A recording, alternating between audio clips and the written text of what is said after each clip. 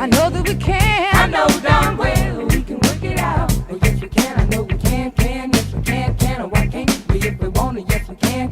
I know we can make it work. Thank you for joining us. Today is a tough show to do, but we have to raise the awareness concerning this kind of tragic thing that takes place. And I wanted you to join us on this show. If you'd like to help us continue to produce this podcast, go to yeswecanworshipcenter.org. Send your donation. $5, $500, $5,000, $50,000, whatever it is. One more thing I wanted to do. We have a mayor's race coming up, hyper-partisan, hyper-politics atmosphere that we're in right now. You see the candidates consistently talking about housing the homeless. It is an emergency. It is an epidemic. Since we're doing today's show, I wanted to go out on the streets where we go every day and talk to homeless women about sexual assault that takes place with homeless women. So please, take a look at this before we get back to the show. Look at these women. Listen to this. Okay. Yeah. So how many women have you known to be raped out here? Well, so far, about, I'm going to say 5. About 5 women she's known of. You know any women that have been sexually assaulted out here? You were one? This is a victim right here. So this is sick, right? Very sick. This needs to be cleaned up. Everybody needs. That's on the side streets. All the side streets? All the side streets. Are they dangerous at night? Yeah. Because they can open your tent, unzip your tent. Open your tent. Your tent open. Unzip your tent. They can pick your whole tent. I don't know. Pick up your whole tent. While you're Make sure you got it on camera now while she's talking. They cut the roof off, threatening to pull guns on you. Pull guns on you? They rob your bag back here. They put You it hear that? behind Mayor Karen Bass, And if you win, or Mayor Caruso if you win. violent predators back here. Have you ever seen anybody pull a gun on somebody out here? Yeah. She has. Have you ever seen anybody get killed out here? Or heard about it? Or been near the area? Heard about it. Okay. And how about having the tent set on fire? I hear about that. They threatened to set my tent on fire. That's pretty yesterday sick. Because I would not give them my medication. Well, as you know, our pastor, Yes We Can Worship Center, we're going to make sure you get something to eat today. I don't know, have you eaten already? I'm hungry. You hungry again? Okay, well, we're going to make sure, my assistant and I are going to make sure you get something to eat. Thank you for joining me, everybody. Thank you for allowing me into your home, into the plane with you, the train, wherever you are getting this podcast. Today's show is an important show. It's one of those subjects that we really don't like to talk about, don't want to talk about, but we have to talk about this kind of show. I've had my guest on today before. We're calling him Tommy because the work that he has done is very serious, dangerous work. And we want to protect this gentleman that we're calling Tommy, and we want to protect his family also, so you won't see his face today. Let me begin by saying it is estimated that between 15,000 to 50,000 women and children are forced into sexual slavery in the United States every year. And the total number actually varies wildly, as it is a difficult subject to research. There are more than 365,000 missing children in our country each year. Did you hear that? That's stunning. There are more than 365,000 missing children in the United States each year. 30% of those missing are being trafficked. Approximately 109,000 children are being trafficked each year. An average of 3,000 to 8,000 children are trafficked each year in San Diego County alone. 60% of trafficked children are foster youth, foster kids. The average age of entry for victims of exploitation is 12 to 14 years of age. Think about that. What grown man, what grown woman in her right mind wants to be sexually involved with a 12 to 14-year-old? The subject is tough to discuss, but we have to discuss it on Yes We Can. Tommy, how are you today? I'm doing great, Pastor. It's an honor to be back on your show today. Thank you for having me. Honor to have you. The last time we were here, we did not get a chance to cover all the topics that we wanted to cover. So what I want you to do is tell me a little bit more again about our, and then we'll take it from there. Yes, thank you. Operation Underground Railroad, known as OUR, was founded by Tim Ballard, a friend of mine. I grew up with him in Los Angeles. He spent time with the Department of Homeland Security in the field of child protection and crimes against children. In doing that work, he came across a number of cases where the legal authority of the United States prevented him from helping kids that he knew about that were trapped in human trafficking situations. Long story short, he ended up leaving the service of the government and started this organization to combat human trafficking in areas and places around the globe that don't have the infrastructure or the resources to combat that evil themselves. I've been undercover with this gentleman, Tim Ballard, on a number of occasions, and the work has opened my eyes to this world, the world that you've described here today, which is evil, and it's all around us, and we may not see it or recognize it or want to believe it, but it is happening. And I think the more that good folks like you talk about it, the more that awareness spreads and can lead to prevention. So that's a little bit about me and a little bit about this organization that does a lot to help those who cannot help themselves. And Tim Ballard has a sister by the name of Emily, am I correct? Yes, he does. Shout out to Tim and Emily. I know they're watching the show today. Yes, we have to talk about this because, and it just really fascinates me that as we were talking on the last show, I asked you what's the profile of a person who would sexually exploit a child. And as you mentioned to me, there really is no profile. These people look like you. They look like me. They are doctors. They are lawyers. They are law enforcement. They are pastors. They are preachers. They are high school teachers. They are coaches. And we have to be vigilant. And as a disclaimer, I would say they are wrongful convictions. They are false accusations. I know about that. And I certainly hope that no one out of anger goes out and falsely accuses someone of something that they didn't do. There are thousands of men in prison today for things that they did not do. That is sinister. That is wrong also.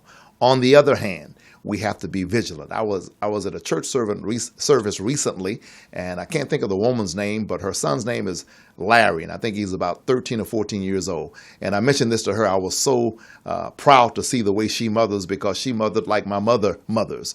Her son was a couple of rows behind her, standing up in this church service. And deep into the service, I looked up, and Larry disappeared. He just stepped out the back.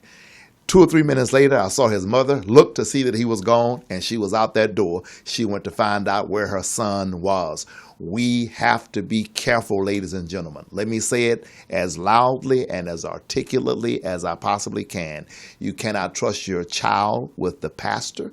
You cannot trust your child with law enforcement. You cannot trust your child with a coach, with a teacher. You have to watch, keep, and pray, as the Bible says, in order to take care of your children. The organization that Tommy is a part of, where Tim Ballard is overseeing this organization, does remarkable work. He has gone on missions with them to recover children that are being human trafficked, that are being sexually exploited. So back to Tommy. Tommy, I want you to take me on a mission that you've gone on where there was a missing child.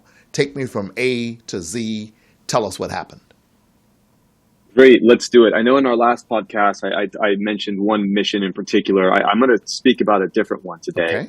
And this, in relaying the events of this mission, I think you'll recognize certain themes. Two of which you've really already honed in on today, which is the importance of parents being watchful over their children. We can't rely on others to do it. When we bring children into this world, we need to be the ones to protect them from real evil influences that are out there. Precisely. And that would seek to hurt our children. Yes. You mentioned earlier that a large percentage of the children that are in trafficked situations come from foster homes, right? And I think that points to a truth in this evil world, which is that traffickers are going to prey on the most vulnerable in Yes. society, whatever that Yes. looks like, right? In Haiti, where we've done a number of operations, we saw human traffickers come in after the earthquake that took place in 2012, and come in and take advantage of people. You've spoken about foster homes. When children don't have parents or families to look out for them, they become vulnerable. These are kids; they don't know how to protect themselves. Right. One mission in particular that we worked on in Haiti it started just in the streets. Myself and a team of individuals, most of whom had backgrounds in law enforcement, Navy SEALs, military, etc. We went out into the streets of a certain area, kind of a tourist area a little bit. There's not a ton of tourism in that country, but we went out in the streets and we look a certain way, right? I don't look Haitian. Right. Clearly, I'm in the country, look as a tourist, Right. and that's how we were perceived, and that's why the Haitian government had worked with our group because we bring something they cannot provide. Right, I'm a Caucasian man that's there in the capital city, hanging out at nighttime in some of the some of the areas where there's a lot of nightlife. Now, In those situations, unpack that a little bit for me. How are you treated? And we're going to stay with that story. I'm going to let you take me all the way through it. How are you treated as a Caucasian male in Haiti, which is predominantly black, I would say? How are you treated? Well, it depends on where you are. I think Okay. when you first land in Port-au-Prince, you're treated wonderfully. People in large part are thrilled to have visitors in their country. Pastor, this is a country that really has very little tourism, very little almost contact with the outside world, because it's dangerous. There have been a number of issues in Haiti that have scared people off. So when you come, they're overjoyed, right? Right. People can come and learn about their culture and spend money and help their economy and tell their stories. That's all good and great and wonderful. The Haitian people are incredibly warm-hearted and they're incredible. But when you're hanging out in the back streets, right, at midnight, 1, 2, 3 o'clock in the morning, in kind of the club areas or like a red light type district, it's going to present a different kind of person that's going to treat you a little bit differently. Okay. I think, and that was our intent. We intended to go out in those areas, and we become kind of a magnet for certain elements. These are folks that come up to you looking to profit from you in some way, right? So you have, and maybe some of your listeners, or even you, Pastor, if you've ever been in a foreign country, Certainly. you show up and say, hey, foreigner, do you want to go to the cockfight tonight? Right. Hey, do you want some cocaine? Do you want this? Do you want Absolutely. that? Yes. Hey, and then of course, we're never going to go into a place and say, hey, we're looking for little kids. Right. We would never do something like that. We would never do anything to create demand. That's the opposite, the last thing we want to do. But we were presented on this occasion. Someone approached us and said, hey, I have girls, all kinds of girls, anything you could ever want, old, young, and he's kind of describing describing these people that he has as if he's talking about some product, right? Like clothing. Wow. I've got red shirts, blue shirts, pink shirts. I mean, really, like they're not human, right? And we kind of said, okay, well, what are you talking about? Tell us more, right? And let them do the talking to see what really may be behind this. And that person ended up being a human trafficker. Wow. And on this particular on this trip down into the country, our only objective was to find someone like this, right? And then start to unravel, peel the onion back and figure out what this organization looks like and how we could take them down. In subsequent trips and communications with this particular person, we became aware that they're kind of run-of-the-mill trafficker that will sell children to the highest bidder, kind of in a prostitution sense, Pastor. Yes. And so we put together a sting operation, a few sting operations, but in particular, we went back down to Haiti. I was not on this trip because it was Super Bowl weekend and I had things to do with my family, but a group of people went down to Haiti to reconnect with her and for a party, right? They had told her, okay, we want to have a huge party, like a sex party on a yacht in a place that would be safe. They told her that we don't want to be on Haitian soil just because, these are wealthy Americans coming in, But you bring all the products, or quote unquote products that you say you have, you just bring them along. As they can be party favors for our party that we want to have in the Caribbean on this beautiful yacht. Right. And so they all went down there on this yacht. Everyone's undercover. Coincidentally, if you've heard of Tony Robbins, the motivational Oh, of speaker. course. I've read every book he's written. Go ahead. Yeah, Okay. big guy, amazing guy. Yes. Tony was with them on that trip in disguise as well. 'Cause You don't say. He had been, yeah, he had been interested and just couldn't believe this world existed and wanted to see it close up. Isn't he about Since seven? that, Isn't he almost 7 feet tall? oh, he's a big man. He's a big guy. Okay. And from after that trip, he's an ardent supporter of Operation Underground Railroad. He does quite a bit to support them, and so he's awesome. But anyways, they go down. They meet this person who we'll call her Show, just for the sake of the podcast. They meet Show. She brings all these underage, not all underage, I think most of them were underage, bring these girls to this yacht. And of course, at the appointed time, once the police, who had been working hand in hand with our operatives, determined that they had enough evidence to arrest and prosecute, they came out and, hands up, everyone on the ground, everyone's arrested, And so they came and took the kids out and were able to usher the kids into kind of an aftercare facility. These are kids that had been coerced into this. Some had been, well, every kid had a different story, but these kids really needed help. And so an apparatus of the Haitian government was there to support that help. The trafficker herself and I think her accomplices were taken into custody.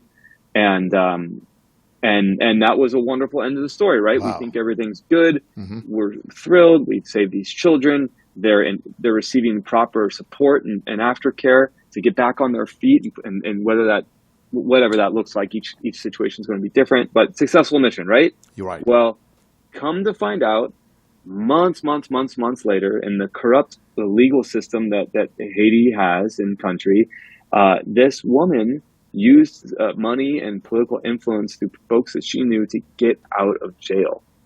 Wow.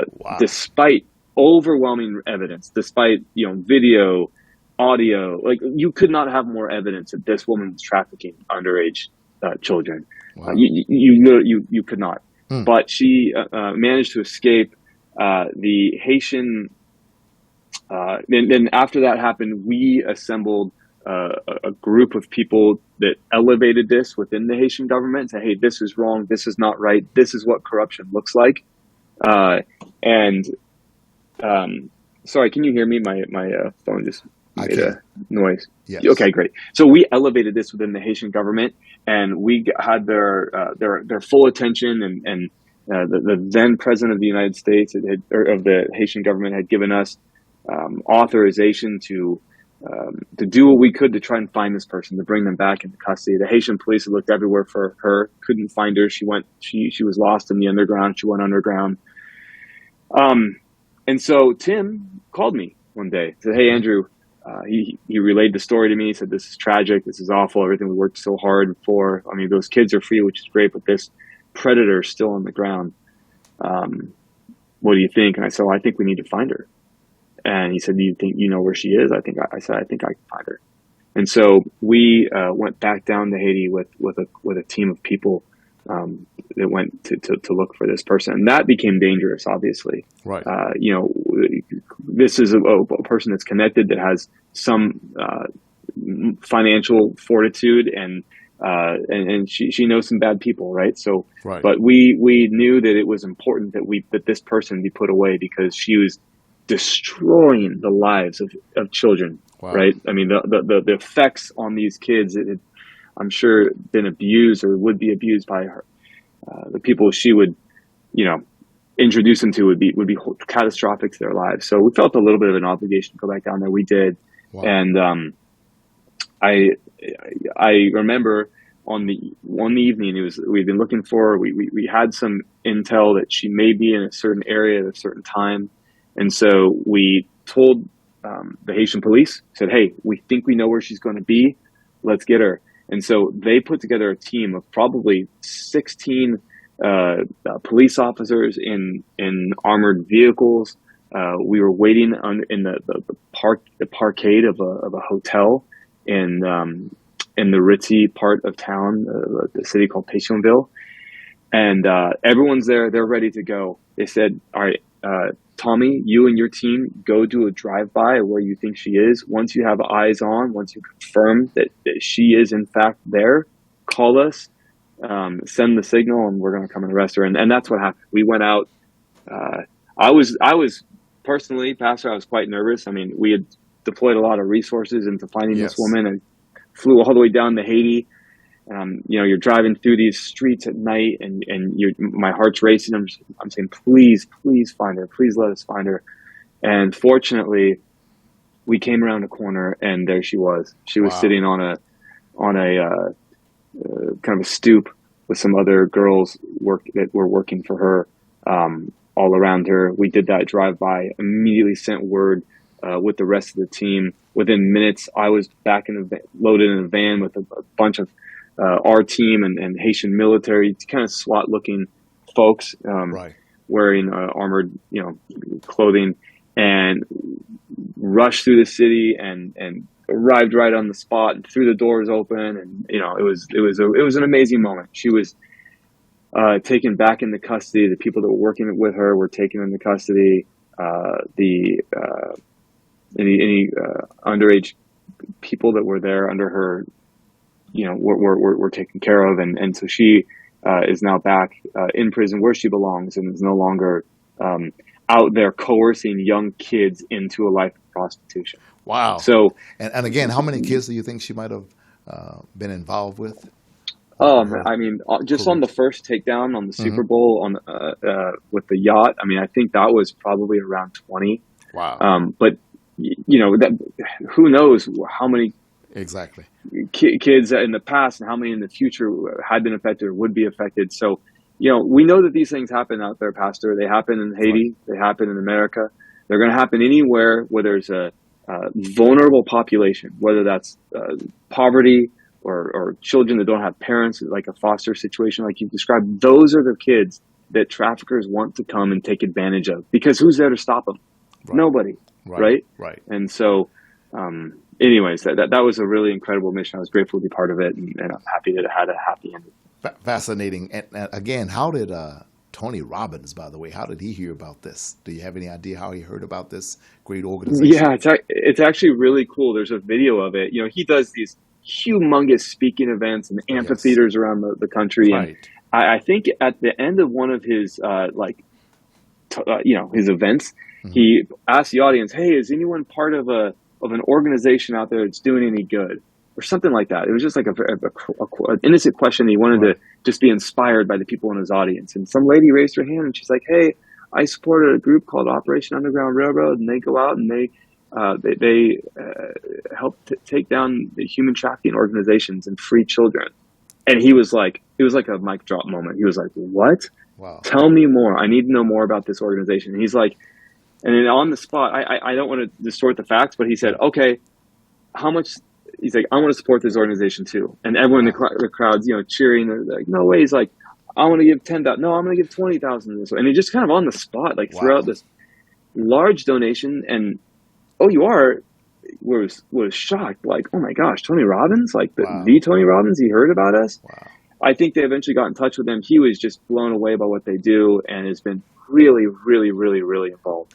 He's on the phone with the founder, Tim, I think fairly frequently. He's supported a number of missions, supported children in aftercare. He's a wonderful human being, and it's great to have people like him, people of influence, people like you, people who have an audience, to get more and more people aware of these issues. Right. Well, I feel like I've never met Tony in the flesh. I feel like I know the guy because I've heard so many of his tapes, so many of his CDs, so many of his whatever. So Tim or Emily, any of you watching, shout out to Tony Robbins. Get him this podcast. Send him the link. Let him watch it. Tony, give me a holler. Give me a shout out. I'd like to get you on the podcast. I think that what you've done over the years is just fabulous. I even saw Tony with Bishop T.D. Jakes, one of my preachers, a while back. And so I agree, Tony does great work, as does Tim and this organization.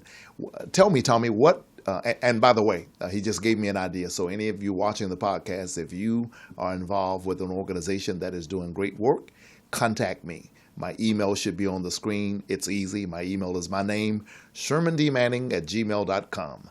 That's ShermanDManning@gmail.com. Tommy, tell me this. What does your wife think about the work that you do and have done with this organization? I mean, when you've gone off to missions, how nervous is she about it, and what does she think? Well, I think she loves the organization. She values the work that it does. She lays awake at night when I am gone, and it worries, right? I mean, this is a dangerous, dangerous world. You're going into the belly of the beast and trying to deal with these human traffickers. Imagine the kind of person that would sell another human being. Jeez. And the total disregard that they have for life. Right. And then I'm willingly putting myself in positions where I'm kind of becoming buddy with these people, right. At least ostensibly on the surface. So there's a high level of danger, but you think about what these kids go through, and they don't deserve that. And so I think, of course, we take every precaution that we possibly can. Yes. Everything we've done is with experienced military personnel that are also undercover, like I am. Right. We have Haitian or whatever country we're in. We have undercover police, undercover operatives kind of watching our backs. Right. We have top cover from local government. So despite the danger of these operations, we do take as many precautions as we can. Right. So my wife is grateful. I've stepped back from doing a lot of the undercover work I was doing years ago, just because, of my family situation. I have kids now, and it's just, it just felt like the time was right, maybe to take a step back. But I think, has been very grateful for the work. And timing is everything. And mentioning timing, ladies and gentlemen, we'll be right back right after this. Hi, everybody. My brand new podcast is one of the most talked about podcasts that are out there right now. We interview super lawyers like Attorney Frank Gooch, Attorney Matthew Close, and many, many others. Richard Hirsch. If you're interested in criminal justice, homelessness, and current events that face your community on a daily basis, you need to watch Yes We Can with Pastor Sherman D.Manning. I have an upcoming interview that is absolutely fascinating. It involves a gentleman that we'll call Tommy. The work that he's done is so dangerous that we don't even show his face in the interview. We call him Tommy. He has participated in rescues of children in other countries who have been sexually exploited by sadistic, demonic men, women. We need you to tune in to Yes We Can with Pastor Sherman D.Manning, wherever you get your podcasts, Spotify, YouTube, Apple Music, iHeart. We're there. Tell your friends about it. Finally, if you'd like to sponsor our podcast, go to yeswecanworshipcenter.org, click donate now. Yes, we can. So those were homeless women that you saw me talking to on the streets regarding sexual assault and what homeless people go through on the streets also. So it's women, it's children, it's boys, it's girls. And those of you just tuning in, I want to repeat a statistic that I gave out earlier. There are more than 365,000 missing children in our country each year. 30% of those missing are being trafficked. 109,000 children. An average of 3,000 to 8,000 children are trafficked each year in San Diego County alone. 60%, listen to that number, 60% of trafficked children are foster youth. The average age of entry for victims of exploitation is 12 to 14 years old. Tommy is on the show. I'm sure you've been watching. And I just want to reiterate what we said at the top of the show. Ladies and gentlemen, listen to me. Do not trust your children. I don't care how charismatic the pastor is. I don't care if he pastors Yes We Can Worship Center. No, We Can't Worship Center. I don't care if he's Jewish rabbi, if he's Catholic, if he's Baptist, Pentecostal, Holy Ghost anointed, whatever he might be. Do not trust your children with anyone, because there are some sick people in this world. They wear suits and ties. They wear jogging suits. They wear jewelry. They wear no jewelry. They are police officers. They are doctors. They are lawyers. And I'm not an alarmist, and I'm not asking you to be paranoid, but I'm asking you to be careful, because there are some dangerous people in this world, and there are some sick people in this world. When I was preparing for this show, one of the things I saw, and Tommy sort of touched on it earlier, because I was trying to figure out why is it so many foster kids. One of the things that these sadistic people offer is housing. They offer them shelter. They offer them money. They offer them fake love. They offer to protect them. And so when you are a foster child and you're looking for a home and you're looking for someone to love you and you feel abandoned and your self-esteem is low, someone can come in and prey on that. And that is taking place every day in the United States of America. It's taking place in the church. It's taking place in the school. It's taking place on the streets. And we must do everything that we can to stop it. Tommy has been a part of an organization, a wonderful, beautiful organization called OUR, and I want him to talk about that just a little bit more before we go today.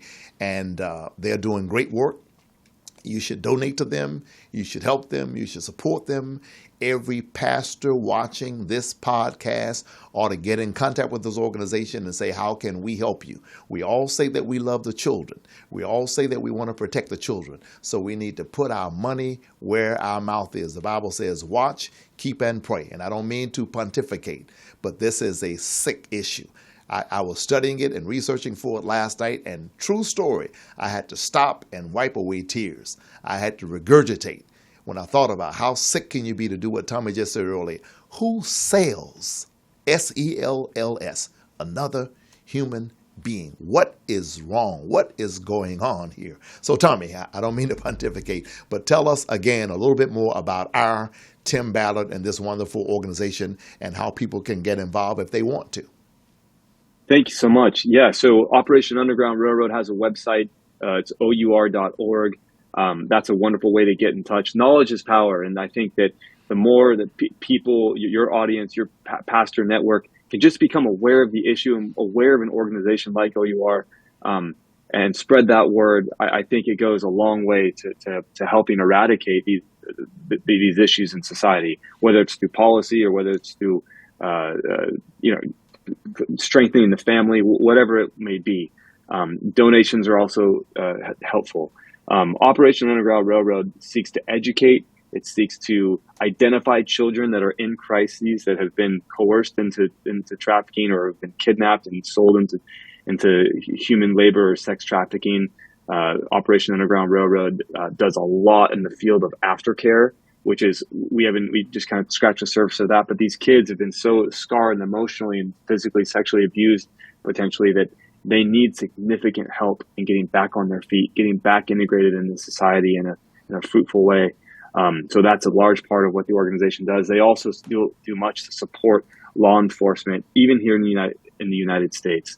So they speak, their leaders, Tim Ballard, speaks regularly in the press and up on Capitol Hill, warning of what's taking place right here under our own eyes, and alerting people to the dangers of this world. The dangers, even we talked last time a little bit about pornography, the addictive way that can take hold of people and twist and distort their minds to the point when they become themselves predators. So I think the most important thing that we all can do is to not stop talking about it. And that's just what we're doing today.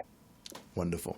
So ladies and gentlemen, there you have it. That's Tommy. And I want to encourage every pastor, every leader, every school teacher, every high school principal, every professor, every attorney watching my podcast today to get involved, discuss this.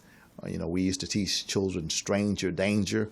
I mean, my parents taught me, do not talk to strangers. When I was coming along in Atlanta, Georgia, we had something called the Missing and Murdered Children of Atlanta, when about 29 boys disappeared and were being sexually molested and even killed by who they thought was Wayne Williams. And I'm not sure I believe that story even today.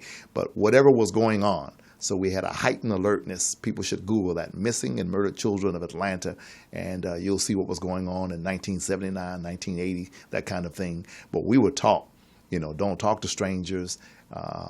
If someone tries to talk to you, don't take money from strangers. Talk to mom, talk to dad, be careful. And so to every parent out there, again, I want to say it to the point of being redundant. Watch, keep, and pray. When you take your children to church, let them sit next to you. If they need to go to the restroom, you go with them. When you take your children to school, know who the teachers are. And tell your students, tell your children, if anybody touches you inappropriately, if anyone entices you, if anyone offers you money, offers you whatever, tell the parents about it immediately, call the police, whatever. Every child has a cell phone now. And remember one other thing I learned in my research, there's no such thing as a secret with an adult. Your children should know that anytime an adult is asking them to keep a secret of any kind, there's something wrong with that. There's something sadistic about that. Grown folk don't ask children to keep secrets. At the end of the day, ladies and gentlemen, we have to come together. The children are our tomorrow, and if we're going to have a great future in this country and around this world, we're going to have to protect our babies. 365,000 of them go missing every year in this country. I think we need to be a lot more watchful. Don't leave your children in the car when you go to grab that cup of coffee in the morning on your way to work. You might come back and find out that the car is gone, but more important than that, the child is gone. We have to do something about this, and we have to do something about this now. I hope someone gets this podcast to Tony Robbins, get it to Tim Ballard, get it to Emily. I support the work that you're doing. I applaud you in anything I can ever do with the platform that God has blessed me with. I will do that to make a difference. Finally, Tommy, before we go, we can't go without talking about our mutual friend, Frank Gooch. Just in case someone didn't see the first podcast that I had you on, tell us who Frank Gooch is and what a great man he is. Frank Gooch is a dear friend and a mentor to me, someone that I love, someone who I appreciate very much, someone I've known actually my whole life. And Frank is the one that connected us. He is a high-powered, incredibly skilled attorney in Los Angeles with a vast network, and he's the one that connected us this day. And I'm grateful to him for introducing me to you, and grateful too to be on this podcast and being able to share, because of Frank, these important truths with your listeners today. There you have it. Anything last words, Tommy, you'd like to say before I let you go? I just want to say thank you so much, Pastor, for what you're doing to spread this truth and to get the word out there. I think it's really, really important. I can see the passion, hear the passion behind your words, and I see the work you've done to kind of educate yourself on this issue. So I just want to say thank you. I commend you for giving it the special attention that it deserves, and I pray that you will be blessed in that effort, and as will your listeners. And just thank you so much. It really is an honor for me to be on your show. Thank you very much. So, ladies and gentlemen, there you have it. Do me one last favor, and that is all of you watching.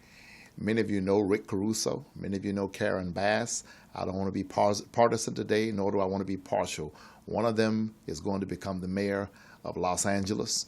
This is an issue of importance. This needs to be on their table. They need to have a czar that deals with the issue of our children being exploited. Homeless children, and you know that I work with the homeless every day, are being exploited. We talked about foster care. What about homeless children? They're being exploited. There have been times that I was on Skid Row and I've had 8, 9-year-old kids come up and ask me for money and didn't even know who I was. And I had to ask, where is your parent? Where's your mom? Where's your dad? And say to that parent, teach this child not to ask strangers for money. That is an open door for exploitation. We live in that kind of society. So I'm going to ask everybody who's watching, if you know Karen Bass, send her this podcast. If you know Rick Caruso, send them this podcast. I'm not asking them for anything. I don't need a platform with them. I have both of their phone numbers, to be quite frank with you, but I want some of you all to contact them and let them know that this is an issue of importance to this community. And I want you to go to their website. I know that it's on the screen right now. Check out their website, get involved, watch your children, pray for your children, keep them safe. Remember this, we can make a difference in our community as it relates to our children. We can keep them safe. We can do it together. Yes, we can. I know we can make it. I know that we can.